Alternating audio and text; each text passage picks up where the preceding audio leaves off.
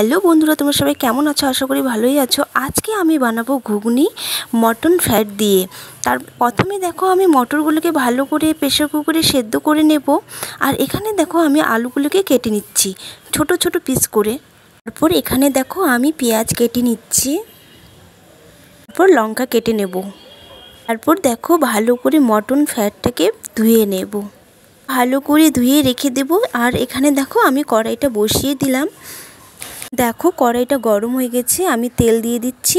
তেল দিয়ে ভালো করে মটন ফ্যাটটাকে ভালো করে ভেজে নেব লবণ হলুদ দিয়ে। ভাজা হয়ে গেলে আমি নামিয়ে রাখবো। তো দেখো মটন ফ্যাট ভাজা হয়ে গেছে আর আমি নামিয়ে রাখলাম। ওই কড়াইয়ের মধ্যে আমি সামান্য একটু তেল দিয়ে দেব। তারপর পেঁয়াজ কুচি লঙ্কা কুচি দিয়ে দেব, ভালো করে ভেজে নেব। তারপরে আদা বাটা রসুন বাটা পেস্টটা দিয়ে দেব। তারপর হলুদ লবণ জিরার গুঁড়া লঙ্কা দিয়ে ভালো করে মশলাটাকে কষিয়ে নেব। একটু একটু জল দিয়ে কষিয়ে নেব।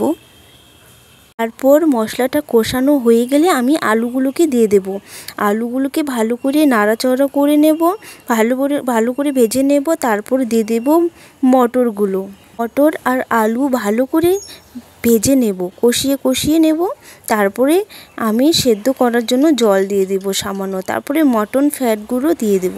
দেখো সেদ্ধ হয়ে গেছে, আলু আর মটরগুলো সেদ্ধ হয়ে গেছে। এবার সামান্য একটু জল দিয়ে মশলা দিয়ে দেব। বলো তো কার কার ভালো লাগে এমন মটন ফ্যাট দিয়ে ঘুগনি খেতে? আমাকে কিন্তু অবশ্যই কমেন্ট বক্সে জানাবে। আর ভিডিওটি ভালো লাগলে অবশ্যই আমার চ্যানেলটিকে সাবস্ক্রাইব করবে।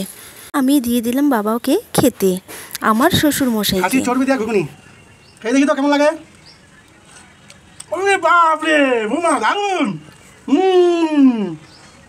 দারুণ হয়েছে। খাসির চর্বি দেওয়া বৌমা ঘুগনি বানিয়েছে, এত টেস্টি, দারুণ। আপনারা খেয়ে দেখবেন, নিজে বাড়িতে বানিয়ে দেখবেন। ছোটো